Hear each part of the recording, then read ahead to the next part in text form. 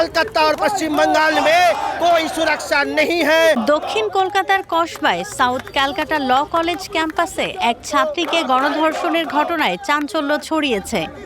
অভিযুক্ত তিনজনই তৃণমূল ছাত্র পরিষদের নেতা, যাদের মধ্যে একজন মমতা বন্দ্যোপাধ্যায়ের ভাতিজা অভিষেকের ঘনিষ্ঠ বলেও জানা গেছে। 24 বছর বয়সী ভুক্তভোগী তরুণী কসবা থানায় বৃহস্পতিবার 27 জুন অভিযোগ দায়ের করলে পুলিশ মনোজিৎ মিশ্র, জাহিব আহমেদ ও প্রতিম মুখোপাধ্যায়কে গ্রেপ্তার করে। ভুক্তভোগী জানান, কলেজে ভর্তি সংক্রান্ত কাজের জন্য গেলে অভিযুক্তরা তাকে কলেজের নিরাপত্তা কর্মীর ঘরে আটকে রেখে হুমকি ও নির্যাতন চালায়। মনোজিৎ মিশ্র তার বিয়ের প্রস্তাব প্রত্যাখ্যান করায় ক্ষিপ্ত হয়ে এই ঘটনার পরিকল্পনা করে। সহকারী 2 শিক্ষার্থীও জড়িত ছিল। তার অভিযোগ, পালানোর চেষ্টা করলে তাকে হকি স্টিক দিয়ে মারধর করা হয় এবং পরিবারের সদস্যদের প্রাণনাশের হুমকি দেয়া হয়। जिस तरीके से साउथ कोलकाता लॉ कॉलेज में फिर से एक रेप की घटना सामने आई है और फिर से हम लोगों को लग रहा है कि जैसे हम लोगों ने देखा है पिछले 1 साल पहले अभया कांड हम लोगों ने देखा है आरजी कौर में, फिर से वही एक ही चीज़ हम लोग को दिख रहे हैं। हम लोग दिल में दर्द होता है, दुख होता है ये सब देख के, और हर एक नागरिक को बताएंगे कलकत्ता और पश्चिम बंगाल को, रास्ते में उतरिए, प्रतिवाद कीजिए। आज किसी अभया का जब हुआ था उनका फैमिली का गया था, आज किसी दूसरे का गया है, कल हम लोगों का किसी का होगा। कलकत्ता और पश्चिम बंगाल में कोई सुरक्षा नहीं है, नहीं है, नहीं है, और यहाँ पे तृणमूल का गुंडा राज चल रहा है।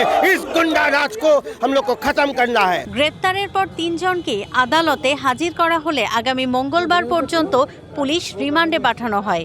ইতিমধ্যে তরুণীর শারীরিক পরীক্ষা করা হয়েছে এবং ফরেনসিক দল ঘটনাস্থল পরিদর্শন করেছে। পুরোটা শুনেছেন, আমরা যা মেডিকেল এভিডেন্স আছে সেটা কোর্টকে দেখিয়েছি। লানেট কোর্ট 1 জুলাই অবধি পুলিশ কাস্টাডি গ্রান্ট করেছেন। এটা ওনাদের ভার্জন, আমি ওটা ট্র্যাপ দেখতে পাইনি। একটু ইনভেস্টিগেশনে যাক, সুপিরিয়ররা আমাদের ব্রিফ করে দেবেন। এটা বাকি সুপিরিয়র যারা করে দেবেন। ঘটনার পর রাজ্য জুড়ে রাজনৈতিক উত্তেজনা ছড়িয়েছে।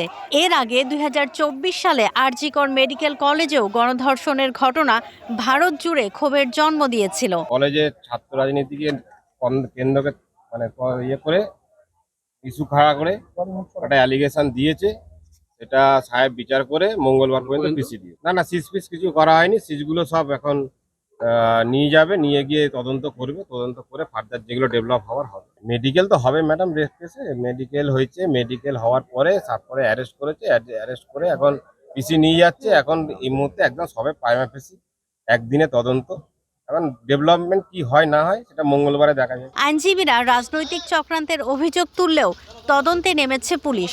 তবে একের পর এক ঘটনার পর প্রশ্ন থেকেই যাচ্ছে, নিরাপদ কি কলকাতার ছাত্রীরা? কলকাতা থেকে সুচরিতা কংস বণিকের তথ্য ও ভিডিও নিয়ে রিপোর্ট risingBD.com। ওয়ালটন আবারও মিলিনিয়ার অফারে ওয়ালটন ফ্রিজ কিনে আপনিও হয়ে যেতে পারেন মিলিয়নিয়ার।